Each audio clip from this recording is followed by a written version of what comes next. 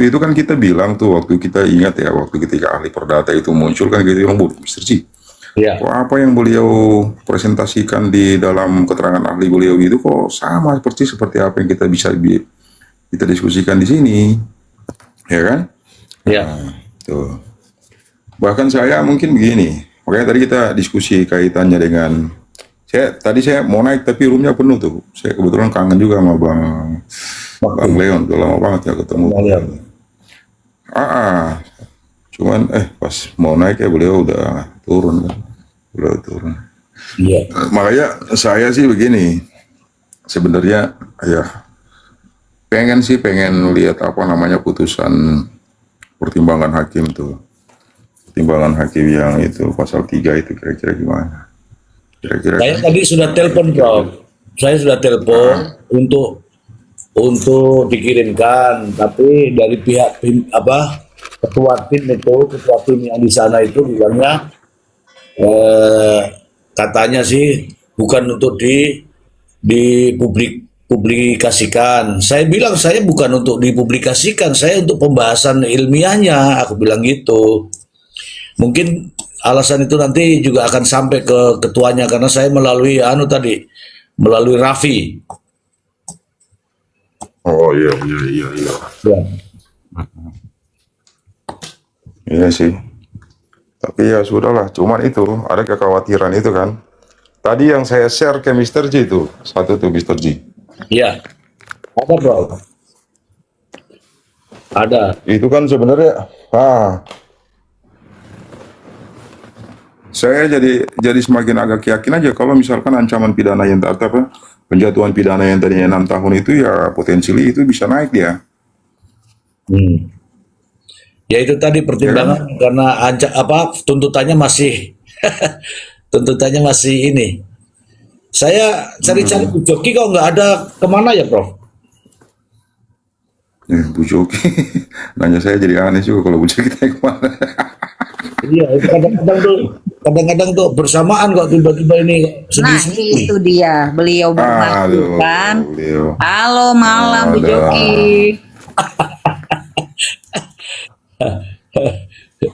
Halo, saya datang. Cling.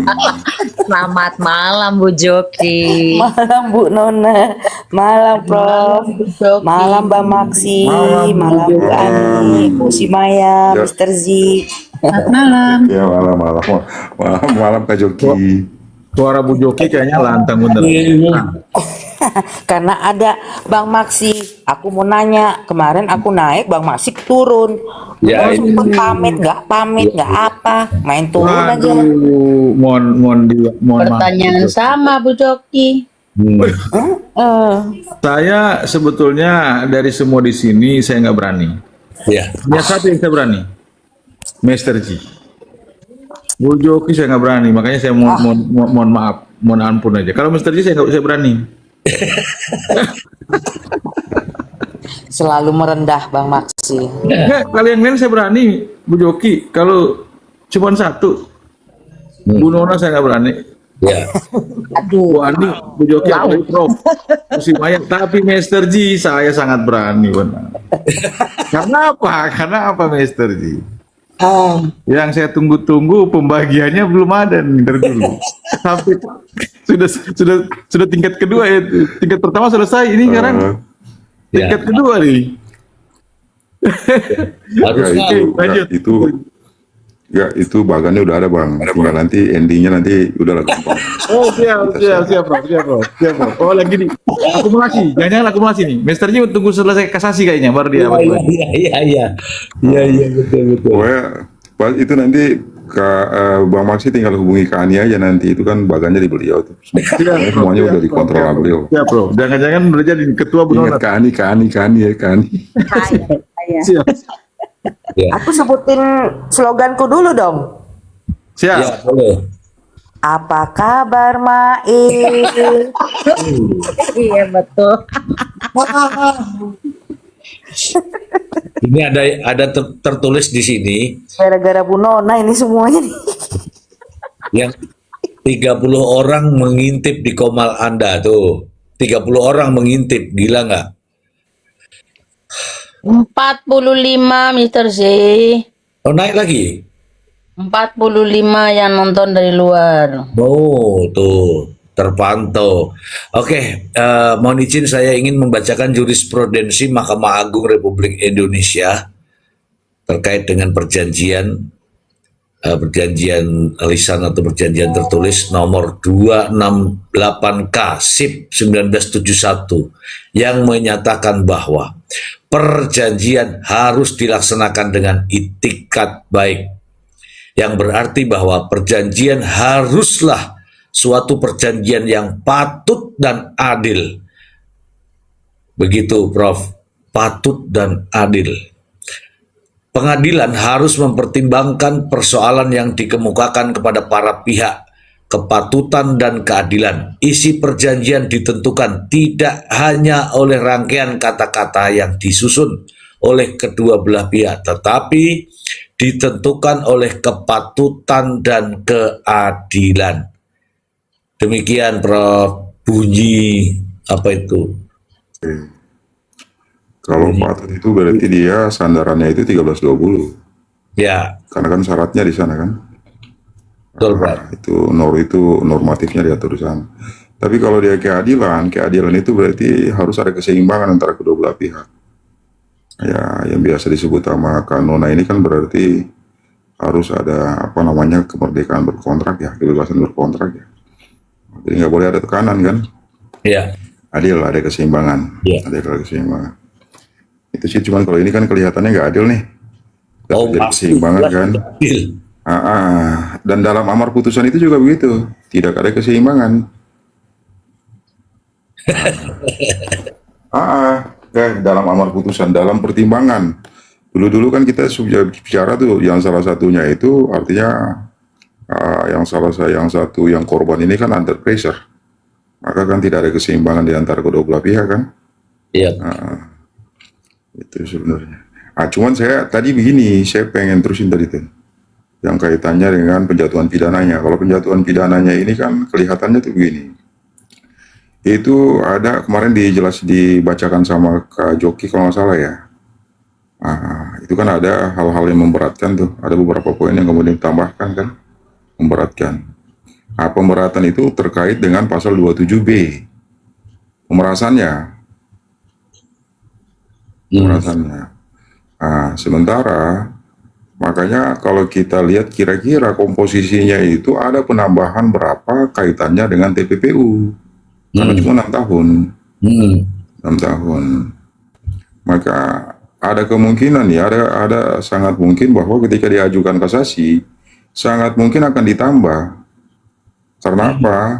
Kalau berat ringannya begini nih, berat ringannya perbuatan pidana itu bisa dilihat pada ancaman pidananya, Mr. Z. Ya. Kalau ancaman pidananya semakin berat, berarti perbuatan itu memang perbuatan yang menurut pembuat undang-undang itu merupakan perbuatan tindak pidana yang berat.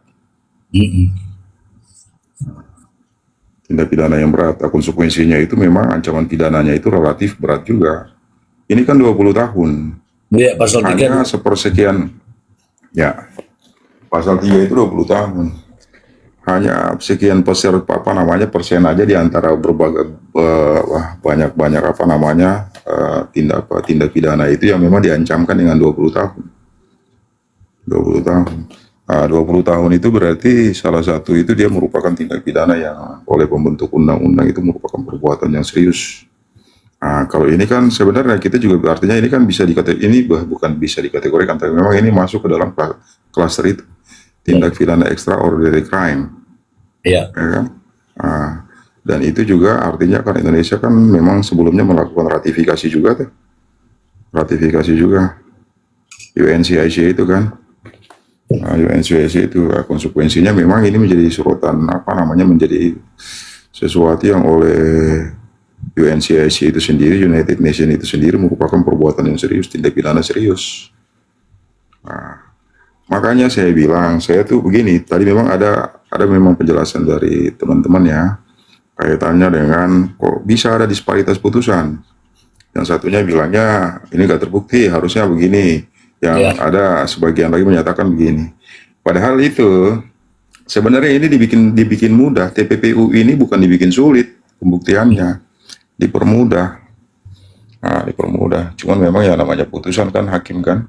Hakim Ya. kadang-kadang punya pertimbangan sendiri dan sebagainya. Itu sih. Ya, seperti disampaikan sama Bu Nona kemarin kan ada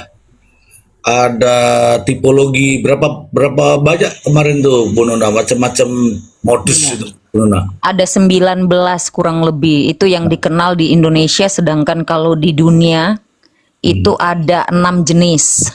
6 jenis yang secara general, tidak spesifik. Sedangkan kalau yang berdasarkan putusan penelitian dari PPATK sejak tahun 2016 kalau tidak salah itu sampai ke 2018 itu ada 19 modus atau tipologi atau indikator dari TPPU. Banyak itu. Ya. Sehingga modus yang dijalankan oleh terdakwa ini ya salah satunya ada di dalam tipologi tersebut ya Bu Nona. Ya, lebih dari 4 dari 19 yang saya bacakan kemarin itu kalau mau didetailkan. Iya. Dan itu adalah modus operandi yang sering sekali sudah pernah dipersidangkan di mana-mana, dan termasuk itu yang saya berapa kali juga ya Prof, Bu Joki, Mr. Z, bahwa ini adalah sebenarnya kasus ecek-ecek sih. Kasus ecek-ecek karena objeknya pun ecek-ecek. 4M itu kan nggak seberapa dibandingkan dengan kasus TPPU besar yang yang viral selama ini, bahkan yang tidak viral pun banyak puluhan M sampai ratusan M. Bang Dev itu loh objek yang TPPU itu objek sengketanya atau objek perkaranya itu 100 M. Ya. Bayangkan itu aja diem-diem aja tuh. Ini 4M cuma diheboh-hebohkan saja sama pengikut, sama media. Sama orang-orang yang cari engagement itu. Kalau enggak sebenarnya ya cek-cek banget ini. Demikian. Masih banyak yang bertanya-bertanya Prof dari tappingan-tappingan maupun dari ini secara langsung nih. Keterlibatan ini Smile kenapa dia tidak Eits, pancing-pancing ini Mr. Z ini Bu Joki. Kemarin kayaknya sudah 2 hari lalu ya, Mr. Z. 2 hari lalu ya. Prof Emran sudah sempat bocor sedikit itu. Ya, tentang bagaimana kalau misalnya ada seperti apa konsekuensi apabila kasasi dan tidak kasasi. Mr. Z ini. Orang bertanya itu orang bertanya itu hak. Nah, orang yang menjawab itu ya disitulah ada mau jawab atau tidak, hak juga.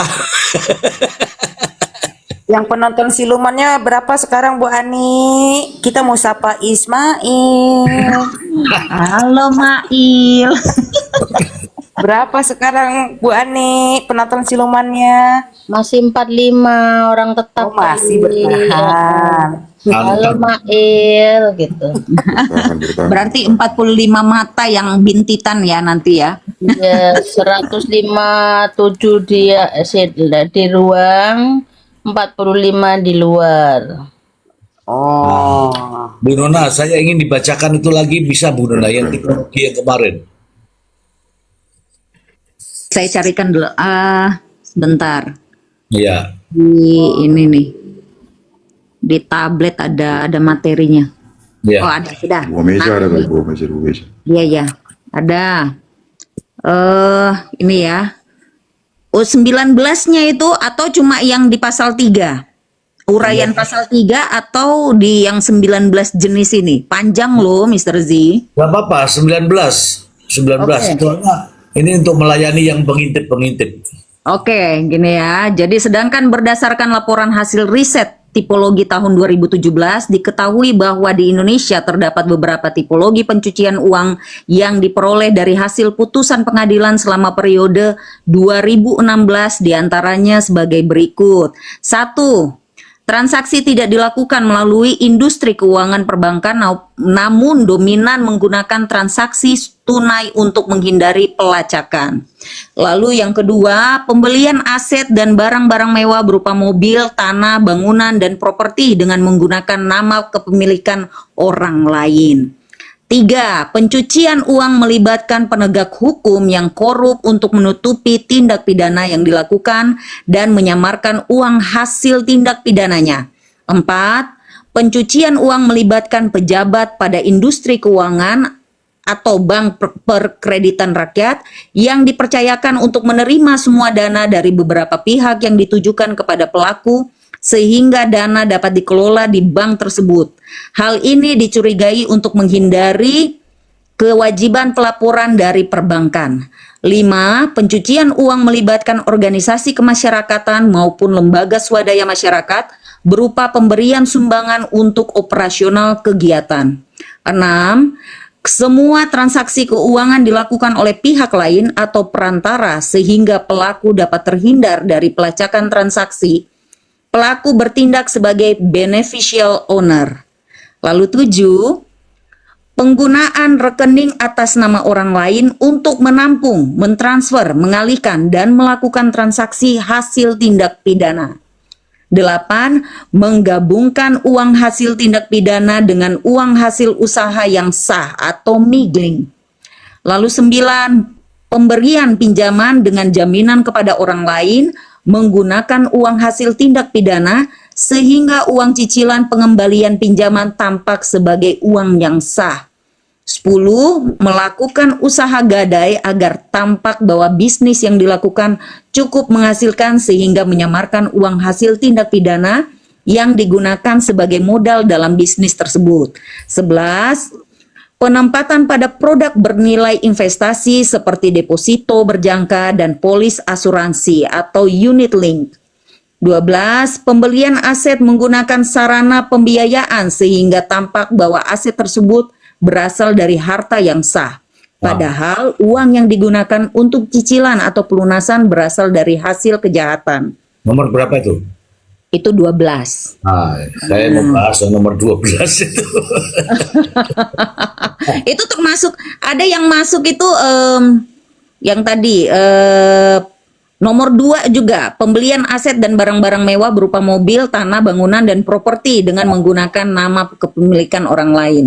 Karena kan itu kalau kasus ini kan sudah berjalan kurang lebih sebelum ditangkapnya Nikita dan apa dinyatakan sebagai tersangka itu Mr. Z, itu kan dia melakukan tindak pidananya itu kan sudah 6 bulan belakang kalau tidak salah ya, kurang lebih ya.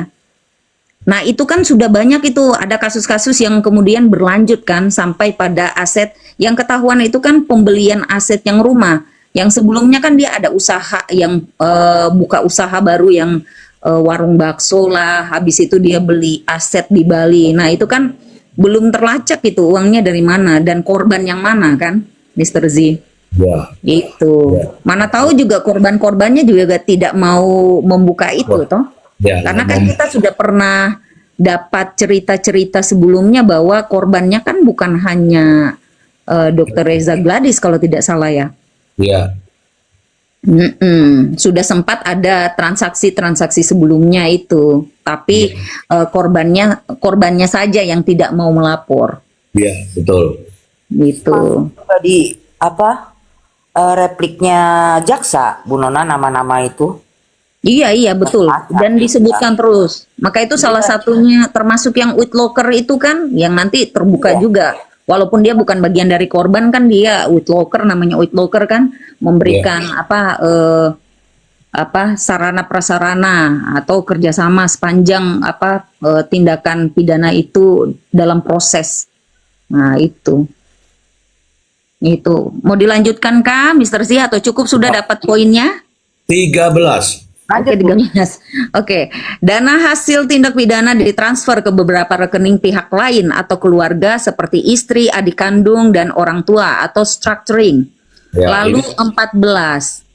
Penukaran dana hasil tindak pidana ke dalam mata uang asing. Kayaknya 14. Tidak asing ya, 14 ini ya.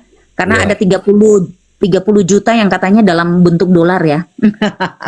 Nah, itu sama kesayangan kita itu Bu Joki, Mail. Nah, Apa kabar, 14 itu. Yes.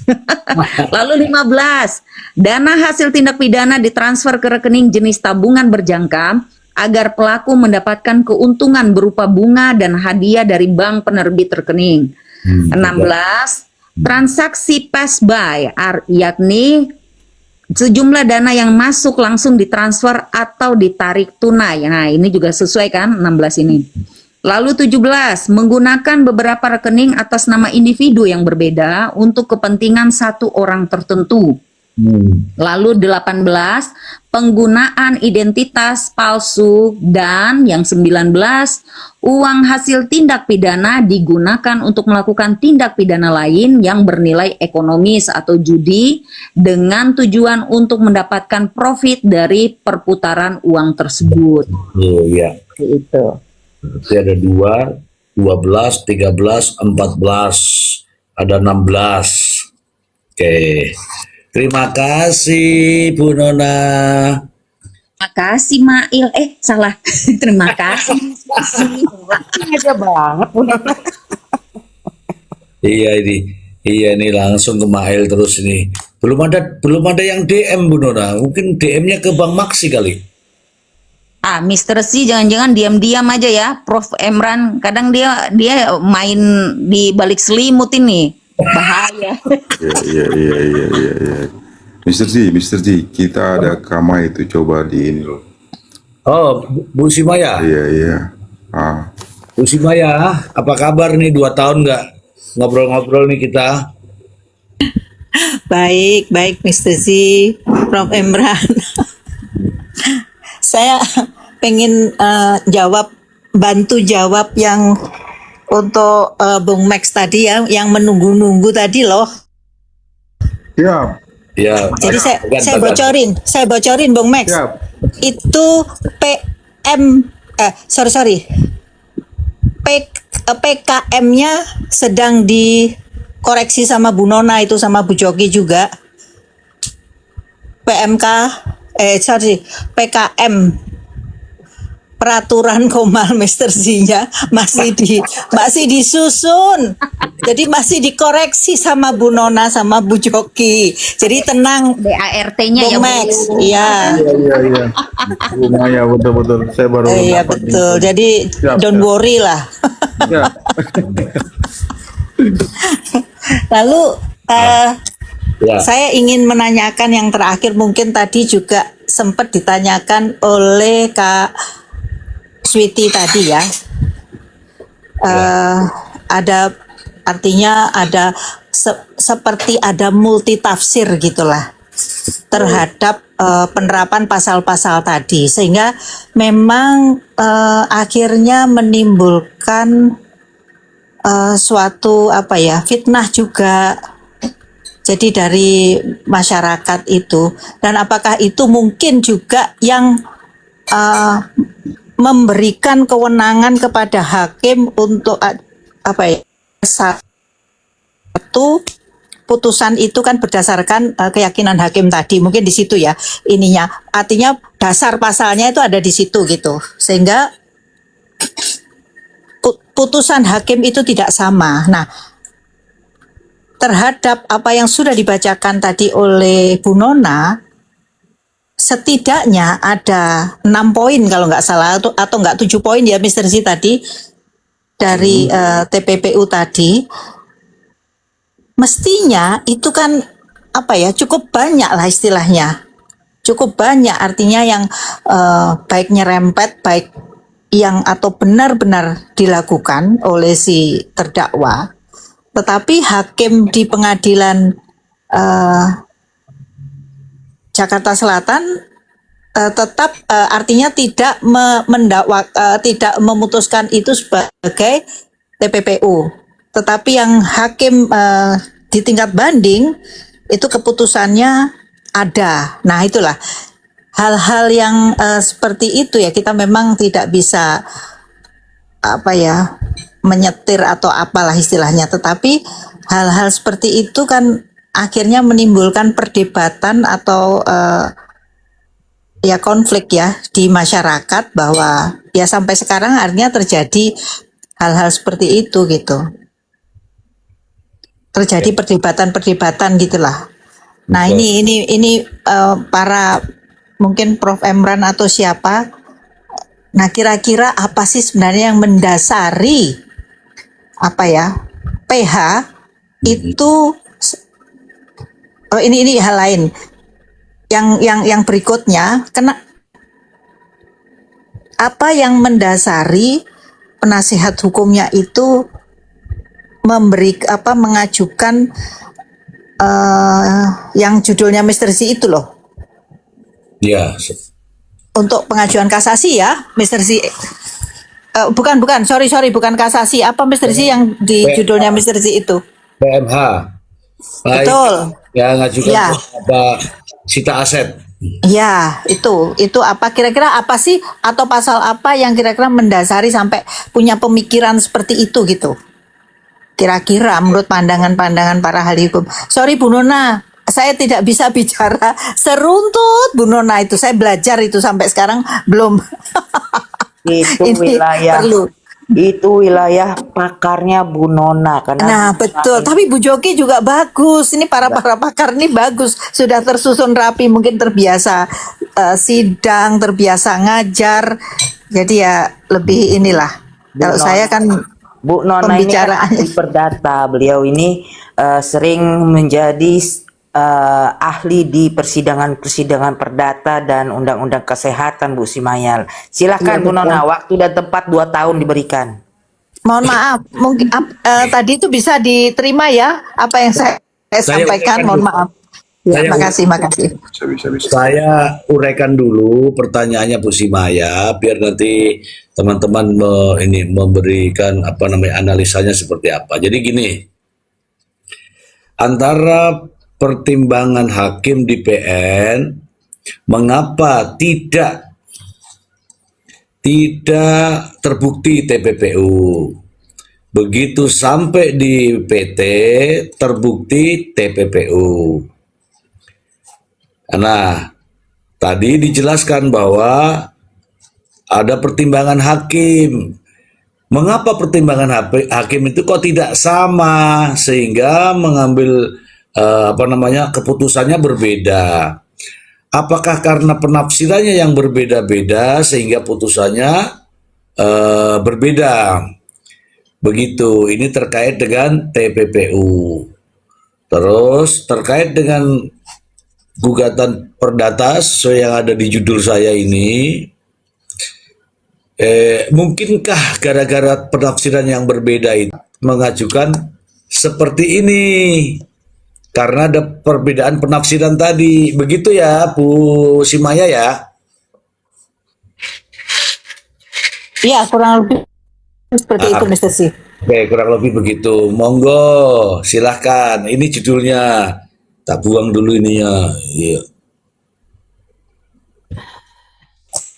Silakan Bu Nona. Ya, mungkin ini aja Prof Emran dan Bu Joki yang menjelaskan tentang perbedaan putusan. Kalau nanti saya biar menjelaskan tentang syarat sita jaminan, kok idenya bisa sampai ujung-ujungnya sita jaminan itu apa dasarnya kan? Ya. Atau dalam budaya persidangan kita itu atau persidangan perdata, hal-hal apa saja yang bisa disita jaminan, atau dalam hal perkara perdata apa sih baru kita bisa mengajukan sita jaminan. Nah, itu mungkin kalau secara prosedural dan mekanisme perbedaan putusan antara DPN dan PT mungkin bisa dijelaskan lebih rinci sama Prof Emran dan Bu Joki. Monggo.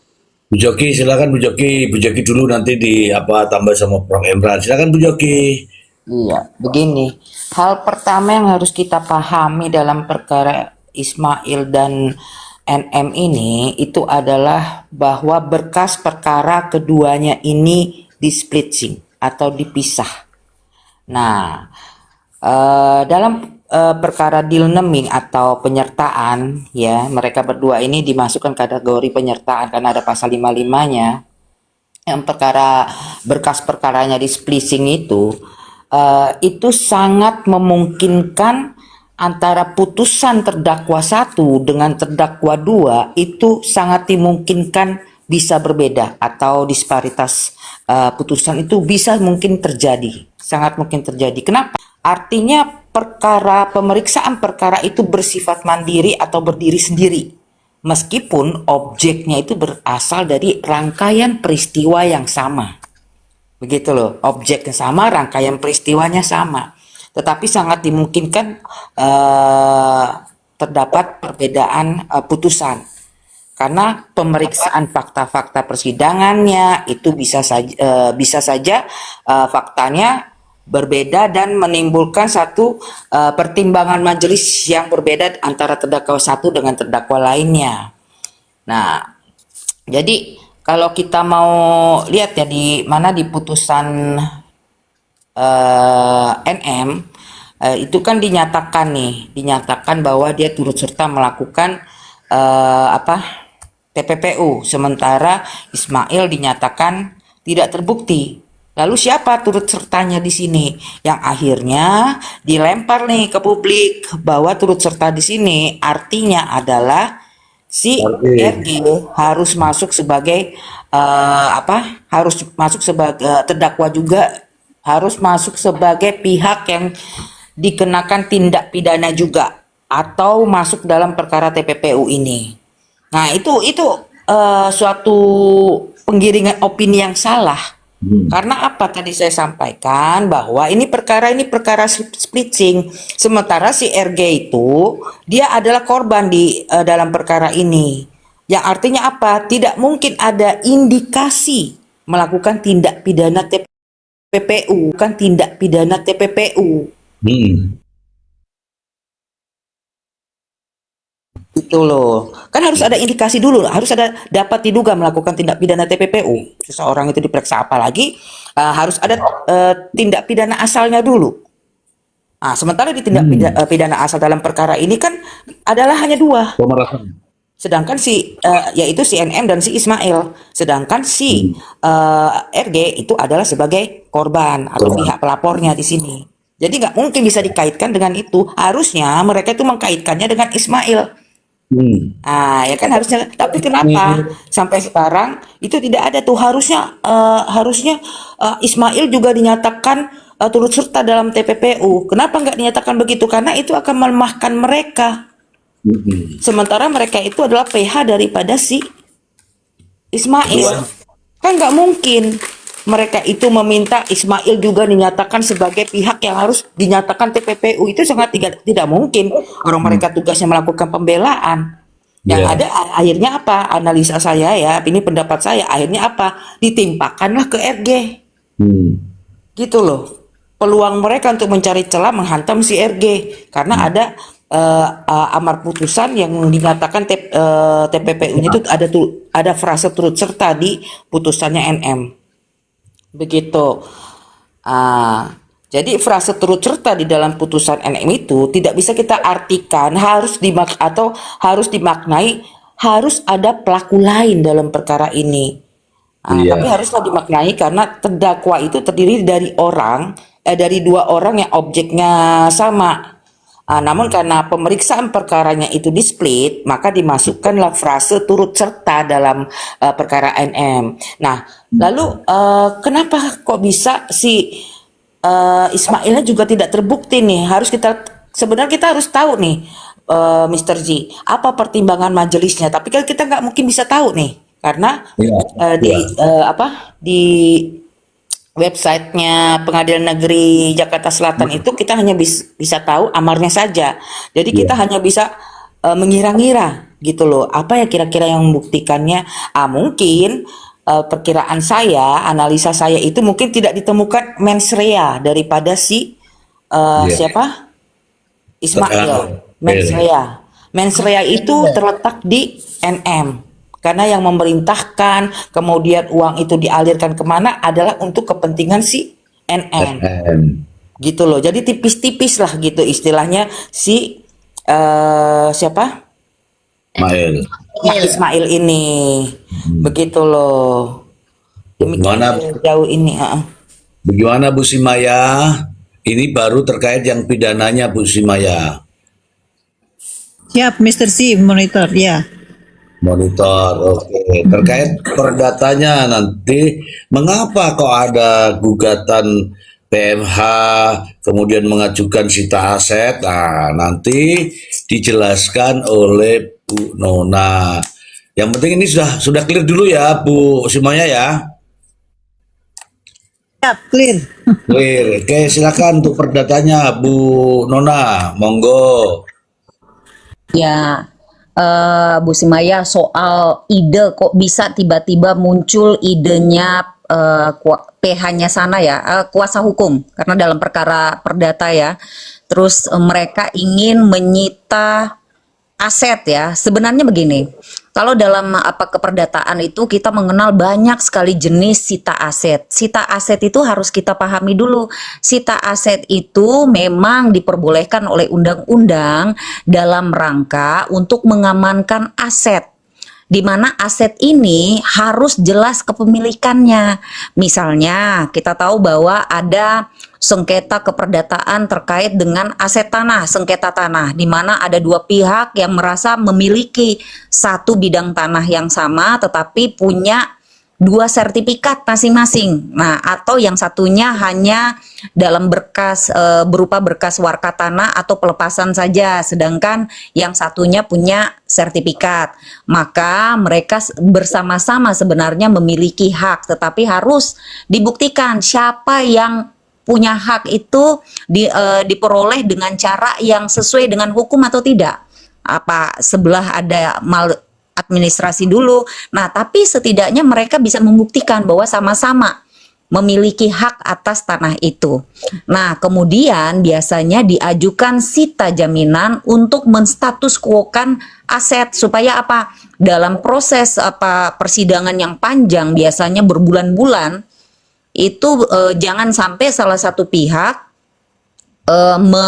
mengalihkan. Jadi nanti pas putusan ketok palu rupanya tanahnya sudah dijual, misalnya begitu. Akhirnya kan kasusnya jadi semakin panjang. Maka biasanya majelis hakim memberikan kesempatan, yang penting dimohonkan, maka biasanya mereka bisa sita aset. Lalu sita aset juga itu biasanya dalam kasus putus perkawinan akibat perceraian. Nah, itu kan ada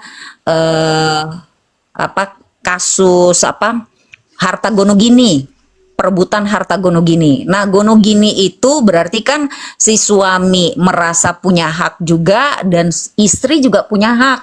Karena mereka juga sama-sama setelah kan ada harta gono ya. Gono itu kan yang kita tahu ya, kita yang sudah menikah kan tahu tuh, harta bawaan dari sebelum nikah. Nah, harta gini adalah harta yang dihasilkan mulai dari pernikahan itu dicatatkan secara administrasi di negara, atau pernikahan itu sah gitu ya oleh negara. Maka harta itu harus di split menjadi bagi dua, menjadi hak dari suami dan hak jadi bagi istri juga. Nah, itu. Nah, kemudian tapi kan itu bisa dibuktikan bahwa mereka memang ada pernikahan dan memang harta ada yang dihasilkan. Maka mereka ini punya hak atas harta itu. Maka kalau misalnya terjadi perceraian, mereka tidak perlu lagi dipertanyakan siapa sih yang menghasilkan, siapa sih yang punya hak atas harta itu. Nah, itu. Nah, lalu ada juga misalnya dalam kasus sengketa kepailitan. Kepailitan itu bahasa awamnya bangkrut ya, bangkrut dari perusahaan. Nah, bangkrut perusahaan ini kan banyak sekali konsekuensinya terhadap siapa? Terhadap kreditur-krediturnya gitu ya, orang yang meminjamkan gitu ya uang kepada perusahaan. Lalu ada kreditur kongruen, ada preferent gitu ya. Nah, ada juga tenaga kerja di bawahnya. Nah, maka biasanya diajukanlah sita kepada peradilan supaya apa? Supaya aset itu jangan sampai dibawa lari sama dewan direksi atau perusahaannya gitu ya. manajemen perusahaannya, jangan sampai diperjualbelikan tanpa diketahui. Karena apa? Masih banyak orang yang punya hak. Nah, di situ termasuk dengan tenaga kerja yang harus digaji. Karena mereka disamakan haknya dengan kreditur preferen gitu ya, kreditur yang diutamakan. Lalu ada lagi kasus-kasus pajak misalnya, sengketa pajak, karena negara itu wajib dibayarkan. Kalau misalnya ada yang ngemplang pajak ya, ngemplang pajak itu kan ada konsekuensi pidananya, ada konsekuensi perdatanya. Nah, termasuk aset-asetnya itu harus disita juga. Disita karena apa? Untuk membayar kewajiban yang sebenarnya, jangan sampai dialihkan. Nah, sekarang kalau misalnya kita hubungkan dengan kasusnya Nikita, sebenarnya sangat-sangat ridiculous alias konyol gitu ya, konyol. Karena apa? Dia meminta untuk menyita aset dari Dr. Reza Gladys sebagai tergugat, sedangkan dia tidak bisa membuktikan kepemilikan atau hak atas aset yang mau disita itu. Apa dasarnya? Gitu. Sedangkan itu semua dalam amar putusan pidana sudah membuktikan bahwa bahwa nilai uang yang menjadi pokok perkara dalam perdata ini juga itu dianggap memang tidak ada haknya, bukan haknya Nikita. Kecuali kalau dalam amar putusan pidana itu membuktikan bahwa memang Nikita ini benar gitu memperolehnya dengan cara yang legal, maka itu 4M itu menjadi haknya Nikita. Kemudian kalau ternyata dalam gugatan dia bisa meminta materialnya 4M itu dikembalikan ke dia, itu wajar. Lalu imaterialnya yang sebenarnya kalau kita yang sudah biasa berpraktek hukum, imaterial itu 1:1000 untuk dikabulkan hakim. Gitu ya. Paling tidak yang pokok perkaranya, yang material itu yang harus Sedangkan pokok perkaranya saja tidak bisa dibuktikan bahwa dia berhak.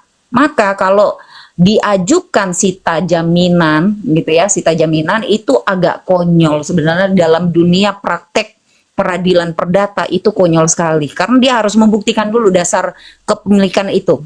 Orang harus punya, seperti misalnya orang mempertanyakan, loh Bu, kalau dalam hukum ketenaga kerjaan, kenapa perusahaan yang bangkrut itu wajib untuk diajukan sita jaminan atas aset untuk kepemilikan, untuk membayar kewajiban perusahaan terhadap tenaga kerjanya?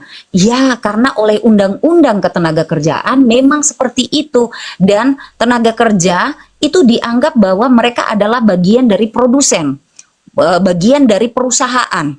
Maka mereka juga bisa membuktikan haknya atas perusahaan dalam bentuk gaji itu.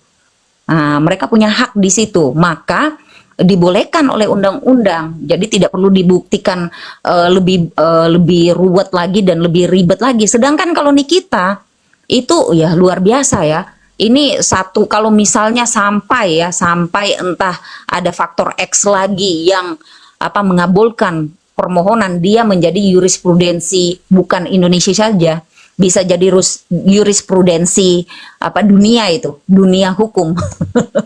Itu ngeri itu, karena hak yang diperoleh saja 4M itu saja tidak bisa dibuktikan legalitasnya untuk perolehannya, sehingga objek itu menjadi kepemilikan dia yang harus diperebutkan kembali, sehingga setelah diperebutkan kembali ditambah lagi dengan imaterial kerugian yang akhirnya mengikuti kerugian lainnya, itu harus dimaknai sebagai satu aset yang banyak sekali gitu ya. Terus diperhitungkan tuh asetnya Dr. Reza Gladys tuh satu persatu, apakah bisa memenuhi gugatan material dan imaterialnya sehingga harus disita semua. Luar biasa, aneh bin ajaib gitu. Kayak orang bermimpi siang bolong, Mr. Z, Bu Simaya. Demikian. Aneh bin ajaib, aneh bin ajaib. Betul ya. Ini ada es pisang hijau Makassar. Mungkin kayaknya darurat ini. Silakan es pisang hijau. Jadi ingat bulan puasa, Mr. Z, pengen makan pisang hijau. Oke, ini ada sweetie toh. Sabar dulu ya, saya sudah terlanjur sapa es pisang hijau. Es pisang Ya, hijau, tidak. es pisang hijau. Minta naik malah makan es pisang hijau. Oke deh. Oke, kita ke Switi. Silakan Switi. Itu tadi Viti apa yang kamu dapatkan itu? Kayaknya ada penyesatan tuh. Vitinya itu.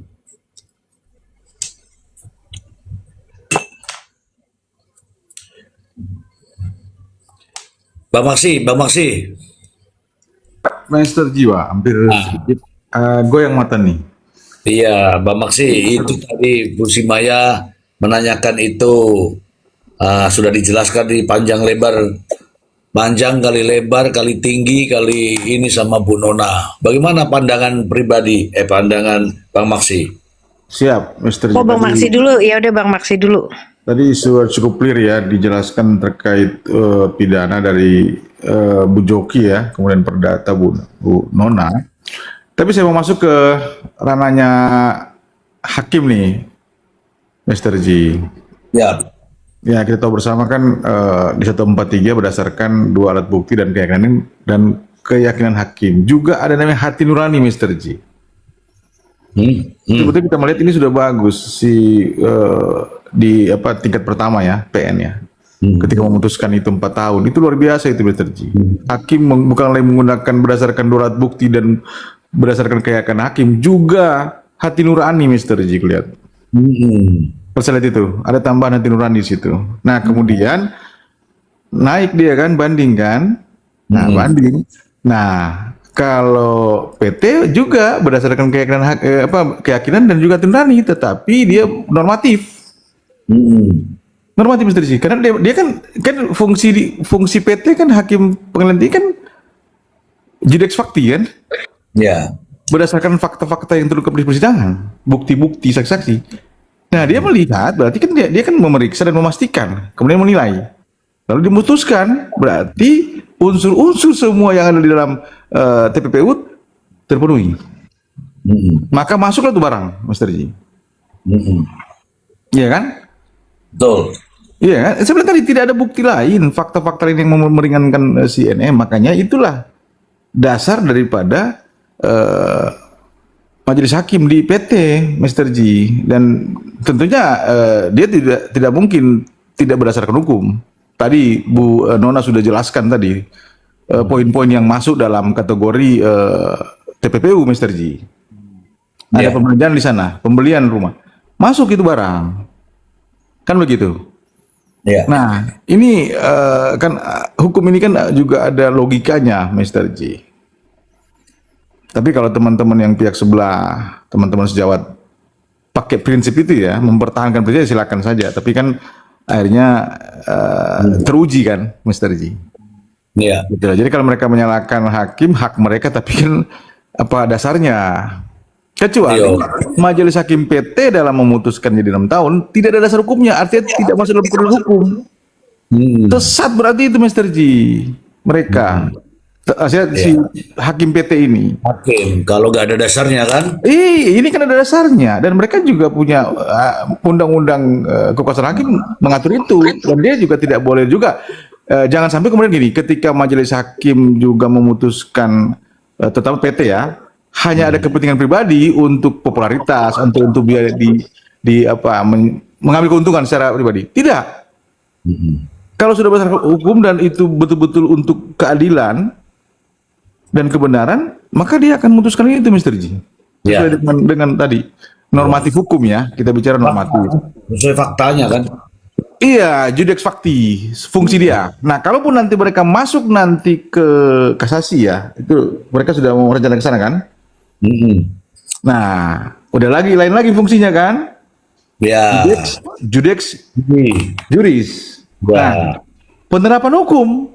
Nah, kita lihat lagi, kita analisa bersama. Apakah penerapan hukum yang sudah dilakukan oleh PN dan PT sudah sesuai atau tidak? Kalau sudah sesuai, sekali lagi tambah masuk tuh barang, Mr. Ji. Gitu, Mr. Ji. Kita bikin sederhana aja. Aduh, itu ada kata-kata tambah masuk itu juga nggak bagus. Oh, sorry. Itu ngebahas barang apa sih barang yang dibahas? Iya, Itu kalau Mr. G punya istilah itu Mbak, Iya, biar lebih gampang, jadi artinya masuk, artinya unsur-unsurnya masuk. iya. Unsur-unsur yang dalam pasal 27B ayat 2 dan juga unsur-unsur di TPPU masuk. Masuk tuh barang. Kalau bahasa Gaul. teman-teman itu Ya. Prof sama Oh, ya. Bu Joki adalah artinya terpenuhilah unsur-unsurnya Bu Mbak Sweet ya, kan gitu. Iya. Saya pakai gampang jadi biar Mr. Ji ketawa, jadi masuk itu barang. Iya. Mr. Ji jangan mengartikan negatif ya Mr. Ji, awas ya, salah ya. Ya, Asumsi nanti. tetap positif, tetap positif. Tetap jangan berasumsi. Tetap A1 lah, A1 lah. A1 asli. Jadi itu Mr. Ji ya. Jadi sekali lagi kesimpulannya ya saya pikir sudah berdasarkan hukum. Oke. Demikian, terima kasih. Terima kasih Bang Maksi. Tadi ada Sweety. Sweety tadi ada apa ya? Ada Viti, ada video yang membuat Sweety itu penasaran. Itu saya pengen dengar juga sih sebenarnya. Silakan Sweety. Oke. Viti yang tadi aku kirim ke Mr. Z ya? Ya. Coba Iya. Oh, iya. Ya, dipublikasikan. Oke. Poin yang pertama itu yang mau aku tanyakan ya. Itu sebenarnya udah aku tanyakan, tapi aku ulang nih karena banyak yang pada ngumpul nih ahli hukum di sini. Ketika aku lihat Viti tadi lewat, itu kan bahasanya sarkas banget ya dari pihak PH-nya NM. Dia bilang bahwa ini pengadilan hakim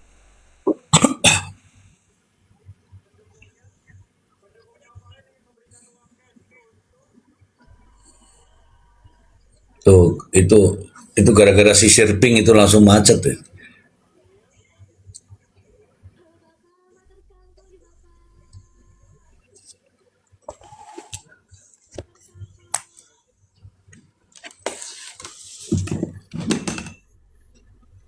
Sinyal kali itu hilang sinyalnya. Nah kan, sinyal yang hilang. Wah, ini mungkin tidak izin sama Aku suami. tambahkan sedikit Itu aja. gara-gara tadi Bang Maksi ada terminologi masuk tuh barang, makanya disuruh tidur kayak dia.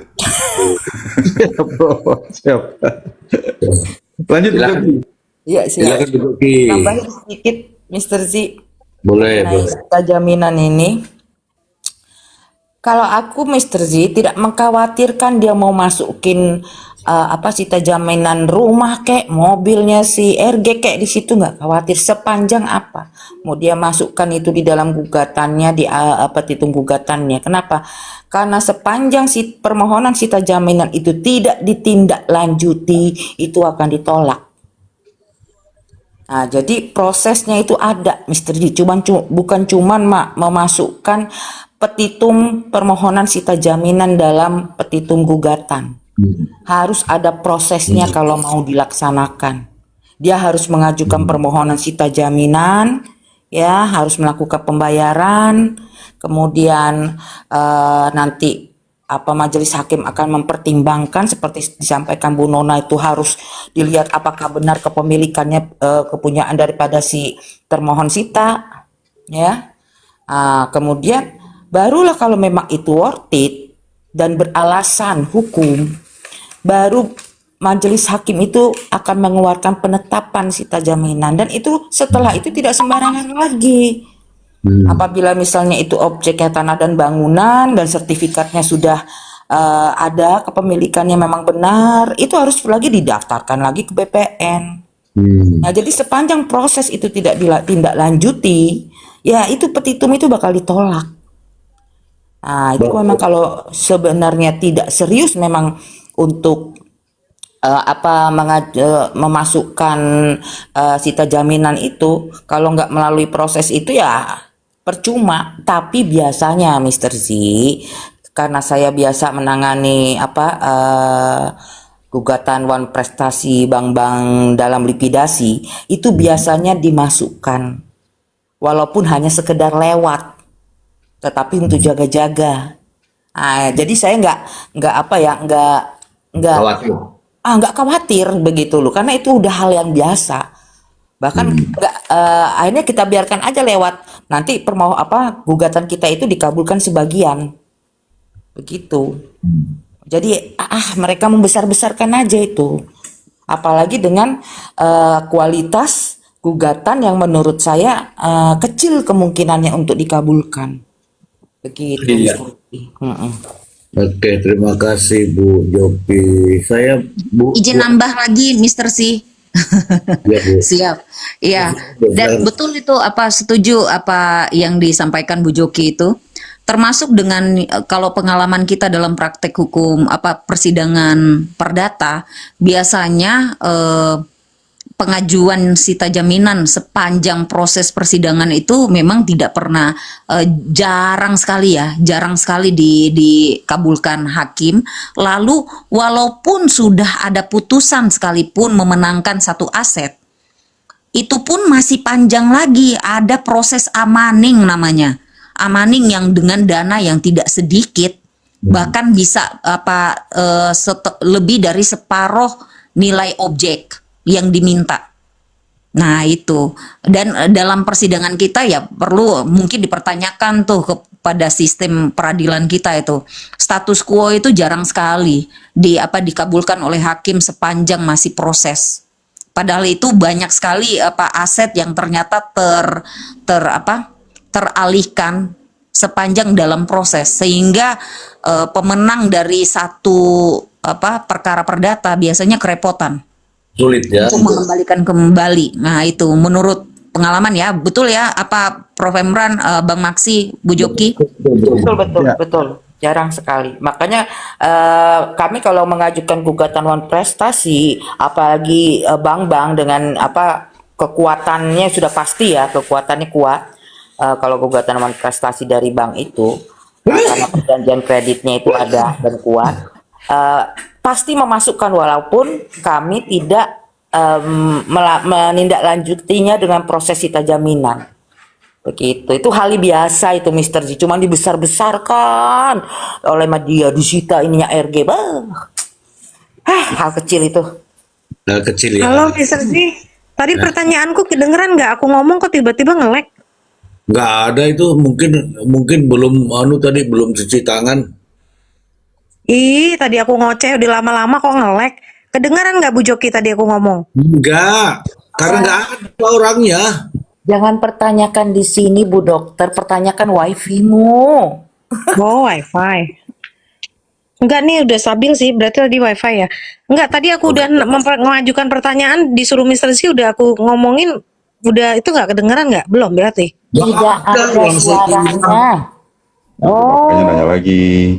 Ya udah Ulang lagi lah Bu Dokter. Silakan ulang. Just call me sweetie here. Jadi gini, pertanyaanku pertama tadi mengenai Viti ya, yang aku sampaikan ke Mr. Z tadi sore. Ketika aku mendengar PH-nya NM, menurut aku bicaranya sudah sarkas ya kepada hakim yang dia sampaikan. Itu hakimnya di PT itu tidak tahu atau memang, kalau menurut aku kan itu udah sarkas. Itu seorang bijak intelek harusnya bisa memilih lah bahasa-bahasa yang lebih elok. Nah, yang mau aku tanyakan gini, kira-kira kalau hakim ini keberatan, merasa dihina, merasa dicemarkan, atau merasa didiskreditkan dengan kata-kata itu, bisa nggak nuntut ke PH? Itu pertama. Karena apa? Ini jadi contoh buruk ke depan, presiden buruk. Kalau dibiarkan, orang nanti pada di media sosial seenaknya menghujat, menghina institusi dan profesi. Gitu loh, kalau dibiarkan ya. Kalau menurut aku hakimnya harus ngambil tindakan. Kira-kira bisa nggak seperti itu dilakukan? Dituntut nih PH ngomong sembarangan karena ini sudah menghina institusi dan profesi. Itu yang pertama pertanyaanku. Pertanyaanku yang kedua sama Bu Nona, tadi aku di bawah kan sempat dengar ya. Bu Nona mengatakan bahwa yang di backgroundnya Mr. Z kan ada tulisan apa tuh tadi? Nih judulnya apa tuh Mr. Z? Nikita minta sita-sita gitu ya? Ya. Nikita mengancam akan menyita gitu kan ya, kalau nggak salah backgroundnya ya. Iya. Nah pertanyaanku adalah, ketika kata Bu Nona aku tadi dengar, ini konyol. Ini kalau menurut aku juga nggak make sense. Sampai Bu Nona bilang tadi ini ridiculous segala ya. Nah ini kira-kira kalau memang itu nggak make sense, itu konyol, kenapa PH-nya membiarkan ada narasi kayak gini dari Nikita? Apa motif dibalik itu apa? Dan kira-kira kalau yang aku dengar selama ini dari ahli hukum selain PH-nya NM, bahwa PMH ini nggak akan berhasil nih, karena banyak kemungkinan-kemungkinan yang sebagian besar pasti nggak berhasil gitu ya. Tapi kenapa masih dijalankan? Kira-kira ada motif apa di balik itu PH-nya? Itu aja sih Mr. Z. Thank you, 2 deh kayaknya itu pertanyaanku ya. Oke. Terima kasih, silakan siapa dulu mau jawab? Iya, pasti dijawab semua. Silakan Bu Nona. Siap. Terkait yang pertama tadi ya, apakah hakim bisa menuntut PH sebagai penegak hukum, sebagai mitra penegakan hukum ya, yang menghina-hina profesinya dan memberikan presiden buruk terhadap lembaga peradilan atau institusi peradilan. Itu kita sudah pernah bahas kurang lebih dua hari yang lalu ya, Mr. Zia dengan Prof. Emran dan Bu Joki, bahwa perlu diingat walaupun tidak tertulis bahwa lembaga kehakiman itu punya jiwa korsa. Jadi memang mereka tidak akan menuntut, karena pada waktu mereka disumpah jabatan untuk menjadi hakim itu, Bu Switi, memang mereka sudah tahu resiko-resiko untuk ke depan mereka akan dihujat, mereka akan dihina-dina profesinya, tapi yang penting mereka masih independen dan tidak terpengaruh terhadap pihak manapun dalam memutus satu perkara, maka mereka masih di jalur yang baik. Jadi banyak sekali hakim-hakim, bahkan bukan hanya yang kita lihat di media seperti itu ya, tapi di daerah sini saja, Bu Switi, kalau saya mau tunjukkan ya viti-viti Facebook bagaimana PH-PH yang tidak, teman-teman sejawat yang tidak puas dengan hasil dari persidangan, amar-amar putusannya mengalahkan pihak mereka sehingga mereka gagal dalam menuntut hak dari klien-kliennya, mereka menghina-dina dan menuduh hakim telah main mata, hakim terima suap dan lain-lain. Itu jelas-jelas dalam ada yang di Facebook, ada yang di IG, ada yang bahkan masuk dalam koran-koran digital, banyak sekali. Tapi itu tidak ada tindakan sebenarnya yang bisa, kalaupun ternyata ada yang betul-betul sudah terhinakan, lalu betul-betul bisa ditindak, maka yang wajib menindak adalah MA dan KY, karena sekarang kehakiman itu kan di bawah 2 lembaga ya, Mahkamah Agung dan KY. Mereka di situ. Sedangkan kalau untuk staf-staf peradilan sendiri itu mereka juga ada yang di bawah Kementerian Hukum dan HAM. Jadi adalah institusi di belakangnya yang bertindak. Nah, sedangkan yang kedua tadi soal mungkin nanti soal yang hakim ini bisa nanti ditambahkan Prof. Emran dan Bu Joki dan Bang Maksi. Nah, kalau yang kedua tentang sita jaminan tadi ya, sita jaminan. Kenapa mereka bisa pede mengajukan sita jaminan sedangkan hak-haknya itu tidak jelas ya. Begitu ya pertanyaannya tadi, gimana Mr. Z? Mohon maaf. Saya mengapa mengajukan gugatan, apalagi sampai sita jaminan, sementara penasihat hukum yang lain itu menyatakan bahwa itu tidak lazim dan sebagainya. Betul, Kenapa masih dilakukan kalau ada yang berpendapat seperti itu, gitu loh? Iya, betul. Jadi gini, ada alasan yuridis dan non yuridis dalam setiap tindakan. Kalau yang yuridis memang diperbolehkan oleh undang-undang Bu Switi, bahwa semua warga negara memang berhak untuk mengajukan gugatan, dan isi gugatannya itu mau sekonyol apapun tetap dilayani oleh negara lewat lembaga peradilan. Maka itu siapa saja yang merasa bahwa kan kalau bedanya perdata dengan pidana itu kan simpel ya. Kalau pidana itu antara perseorangan versus undang-undang, artinya versus negara. Sedangkan kalau keperdataan itu antara orang perorangan dengan orang perorangan lainnya, atau perorangan versus badan hukum. Sehingga kalau misalnya ada masalah orang perorangan gitu ya, maka jatuhnya ke keperdataan. Jadi siapa saja yang mau sampai ke lembaga peradilan diperbolehkan, yang penting subjeknya jelas dan objeknya jelas, itu pasti dilayani. dan masih mampu untuk membayar biaya sidang di depan, maka dilayani. Maka itu sekonyol apapun, termasuk kekonyolan yang dilakukan oleh kuasa hukum Nikita itu pun itu tetap dilakukan karena undang-undang membebaskan mereka untuk melakukan itu. Soal kekonyolan bahwa ini kok tidak jelas, itu kita sudah bahas berkali-kali juga bahwa memang mereka ini layaknya itu yang alasan non yuridisnya yaitu mereka dalam keadaan yang mungkin sudah patah arang ya. Patah arang, oleng, bingung, bimbang, galau, sehingga apapun bisa diajukan. Ya kita sebagai rekan sejawat sih bisa memaklumi itu bahwa mungkin kalau kita di posisi dia dengan jenis klien sejenis Nikita, mungkin kita ya 60% mungkin mirip-mirip dengan mereka lah usahanya. Apalagi kalau Nikita bayar kita dengan 5M mungkin ya di depan sebelum terhitung success fee dan operasional. Wah pasti kita kaki kepala itu kita cari-carikan dalilnya, dalil terkonyol pun kita pakai. Mungkin bukan pakai sistem hukum Eropa kontinental lagi, kita ambil hukum Anglo-Saxon juga mungkin bisa kita pakai demi supaya menyenangkan klien kita. Nah itu, jadi apapun sekonyol apapun bisa diajukan. Bahwa kalau sita sekalipun, sita itu kan ya yang penting ya ibaratnya gini Bu Switi, bukan bermaksud untuk merendahkan teman kita yang sedang berjuang sebelah sana ya. Ibaratnya karena kita yang tahu hukum, maka yang keren-keren bahasa hukum itu kita bisa keluarkan semua. Supaya apa? Supaya klien kita tahu bahwa kita kerja, bahwa klien kita tahu bahwa kita ini pinter, seolah-olah begitu. Demikian Bu Switi. Nanti mungkin bisa ditambahkan oleh Prof. Emran, Bu Joki dan Bang Maksi. Monggo. Saya sih nggak nambahin, soalnya Bu Nona ngomongnya udah ngeri-ngeri sedap. Prof aja deh. Silakan Prof, langsung Prof. Soalnya kalau Switi yang minta itu Prof. Emran harus ini. Soalnya udah jam 12.20 nih. Iya. Prof. Emran itu kalau aku habis nanya mau turun tuh. Bu Ani jangan tidur Bu Ani, ada Roma, bangun. Kani, coba Kani.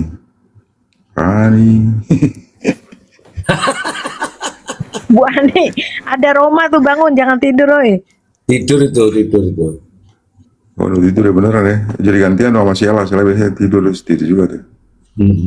Iya sebenarnya. Cuman tadi karena kebanyakan jadi kita jadi bingung nih. Jadi begini, apa ya? Mulai dari yang pertama dulu nih, siapa namanya? Bang lagi ya, Karagam ya. Apa namanya satu itu ya? Memang perbuatan begitu memang secara normatif diatur. 310 apa namanya 27A ya 27A ayat 3 ya Undang-Undang ITE Junto 310 KUHP penghinaan lah ya. Karena itu dia lebih kepada personnya.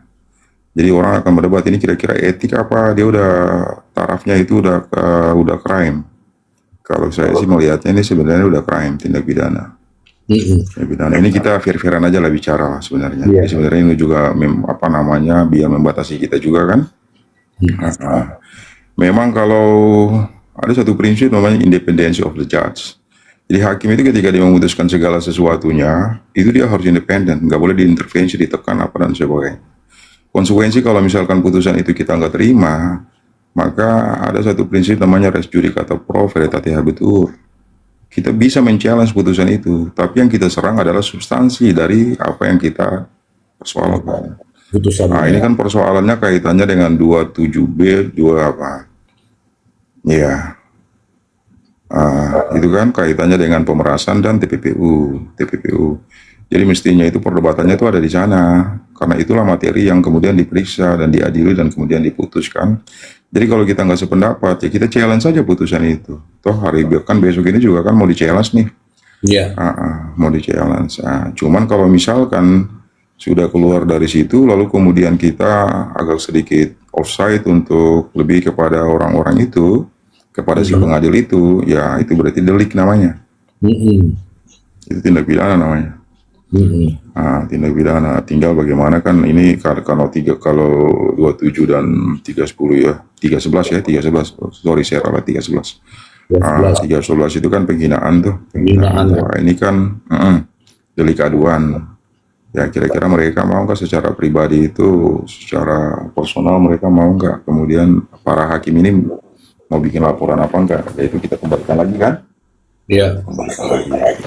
Bahwa kalau misalkan ada sesuatu yang menurut mereka itu keliru dan sebagainya kaitannya dengan etik dari para hakim itu sendiri, maka tadi disampaikan oleh Kanona itu kan sebenarnya ada ruang di sana, bisa itu kemudian diadu ke KY kan. Nah, mereka dapat mengadukan tuh hakim-hakim itu ke KY, Komisi Yudisial. Komisi Yudisial itu kan yang diawasi adalah perilaku hakim. Nah, kira-kira begitu. Terus apa ya? Sebenarnya saya nanti endingnya ini saya mau bicara kaitannya dengan konsekuensi berbahayanya nih ketika mereka melakukan kasasi ini. Iya. Nah, oke, terus tadi ada pertanyaan dari Kamai ya, Kamai. Iya. Jadi gini Kamai. Jadi memang ada perbedaan prinsipil antara perdata dan pidana.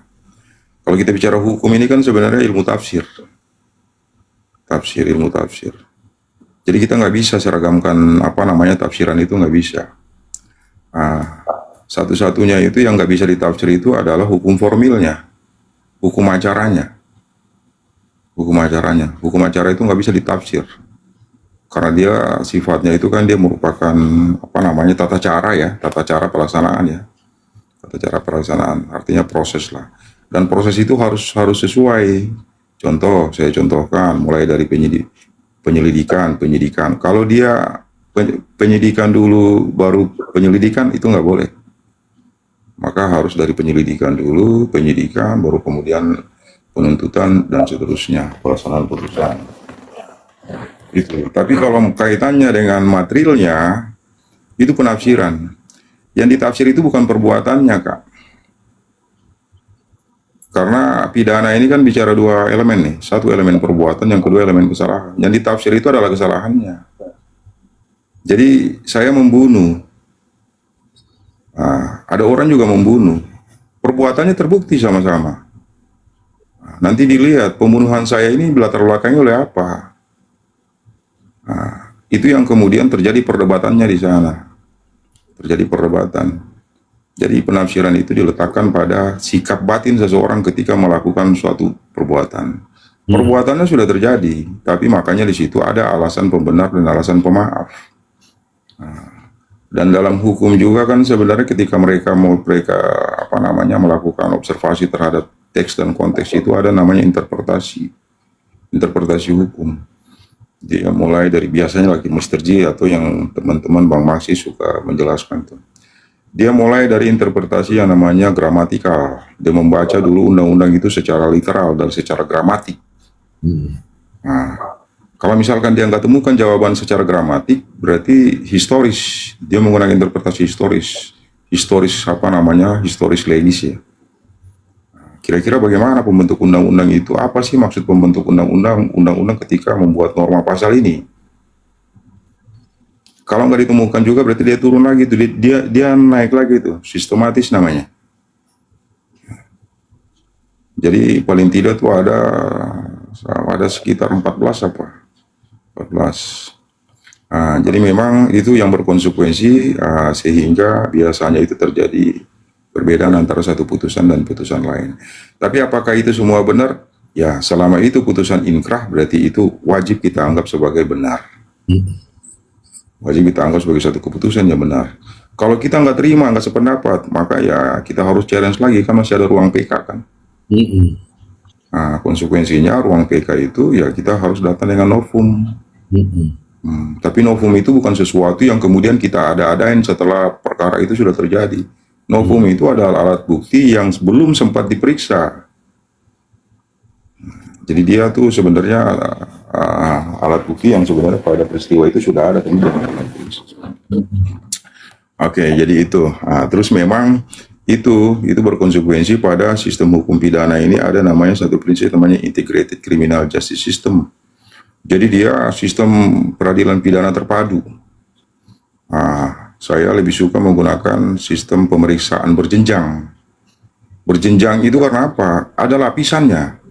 Dari penyelidikan dulu, baru kemudian hasil penyelidikan itu diuji pada tahap penyidikan, diujinya tuh. Hasil penyidikan itu kemudian nanti ya terjadilah ya, P19, 18 sampai kemudian dianggap oke sempurna nih P21. P21 dianggap sempurna. Yang sudah menjadi P21 itu kemudian dikonstruksi ke dalam bentuk dakwaan, lalu dakwaan itu diuji juga.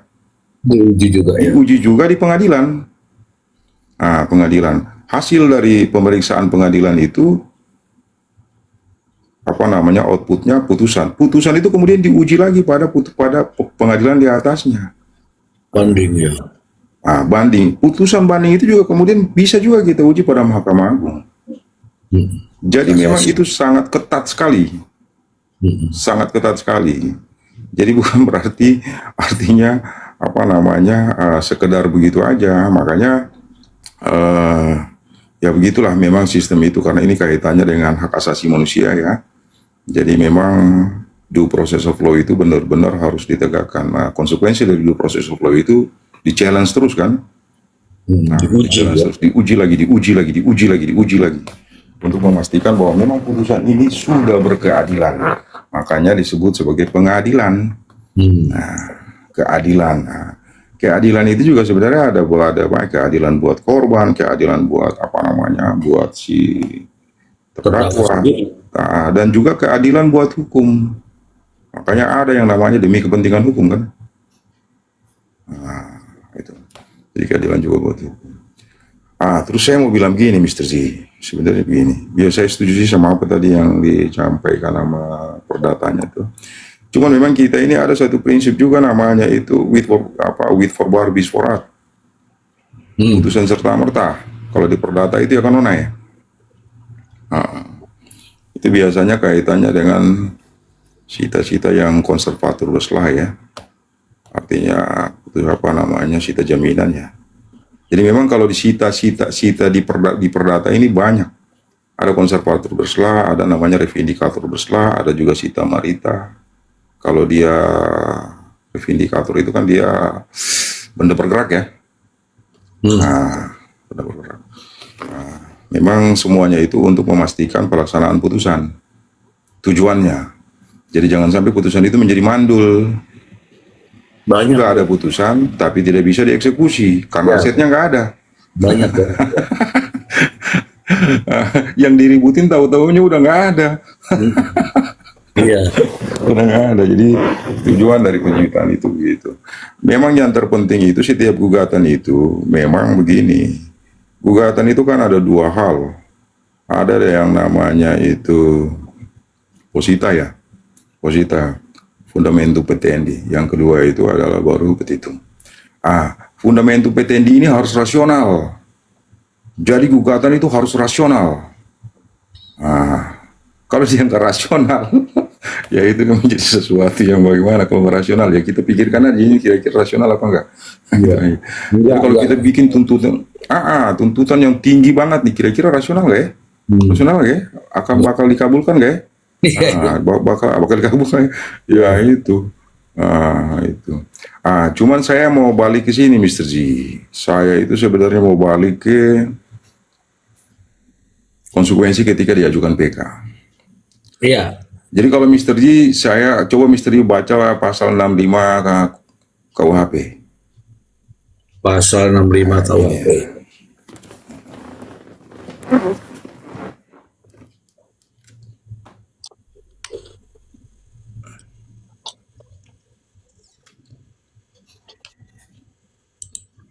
Oke, perbuatan berbarengan.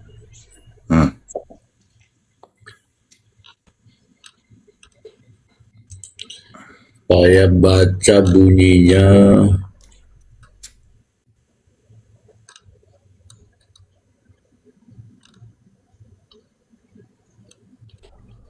Pasal 65 KUHP 1 ayat 1.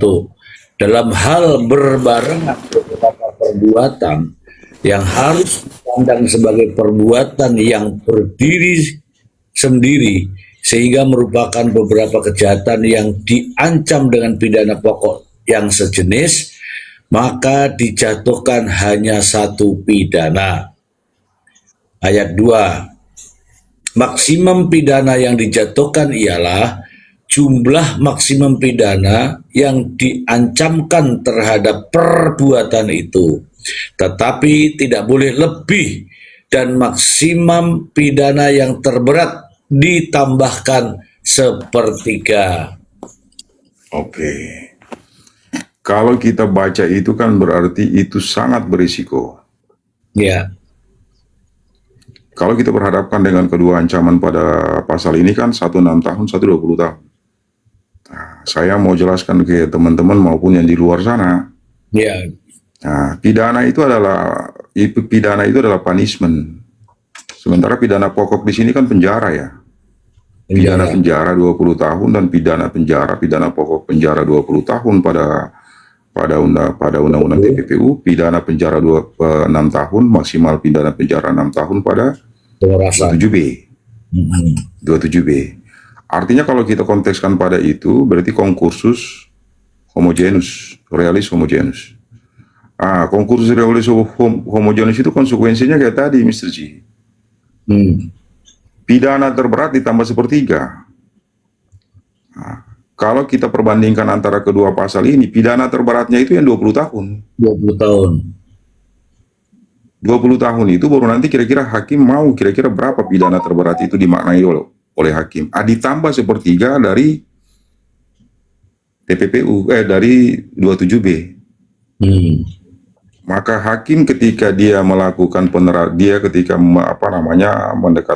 menggunakan pendekatan teks dan konteks, ini akan sangat berbahaya.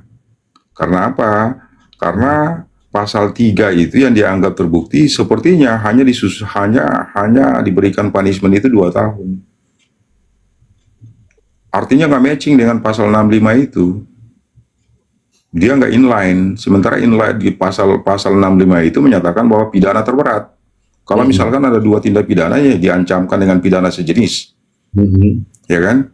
Berarti yang diambil itu adalah pidana pokok terberat. Terberat kan 20 tahun. Pasal 3. Ditambah sepertiganya. Makanya hati-hati. Makanya ini harus ekstra hati-hati. Hati-hati. Hati-hati. Kasasinya lolos. Ya. Alih-alih kita pengen lepas, malah diperberat. Malah diperberat. Karena ini begini, kalau hanya dia satu pasal nggak masalah, Mr. Z. Ataukah mungkin kalau misalkan pasal lainnya itu, kalau dia pasal lainnya itu, dia di bawah ancaman pidananya itu di bawah 6 tahun. Di bawah 6 tahun. Berarti yang terberat adalah pasal 27 dong, karena ancaman pidananya 6 tahun kan? Iya. Tapi dalam ketentuan pasal 65 itu, pidana terberat itu, kalau kita kontekskan pada case ini, berarti pidana terberat itu adalah pasal 3, 20 tahun. Coba pikir. Makanya kesalahan penerapan hukum itu, kekeliruan itu sangat mungkin nanti ditambahkan. Artinya nanti punishment-nya itu malah diperberat. Yang tadinya 6 tahun, potensially akan ditambah. Bisa jadi kayak tadi dibilang 12 tahun sama Karagam. Blunder kan? Blunder nih. Nah, coba nanti Mr. G pelajari benar-benar pasal 65 itu. Teman-teman, artinya yang di luar sana coba kalian pelajari, bukan kita ajarin, sehingga kita bantu nih sebenarnya, kita lagi diskusi. Kita bantu. Dan juga kalau ada JPU, ya JPU juga kalau bisa pasal 65 itu kalau bisa dimasukkan. Pasal 5 itu dimasukkan sebagai argumentasi kontra kan, kontra memori. Izin, Prof. Terus kalau tadi 65 kan nggak ada di dalam itu, nggak ada masalah karena sebagai pedoman gitu ya. ya itu kan pedoman pemidanaan tuh. Pedoman pemidanaan sebenarnya dia. Jadi kalau pedoman pemidanaan itu ada concursus idealis, ada concursus realis, ada forciate handling. Kalau idealis itu juga ada di sini. Nggak perlu Idealis itu dimasukkan begini. dalam dakwaan gitu kan? nggak perlu Oke, itu ke ya. hakimnya.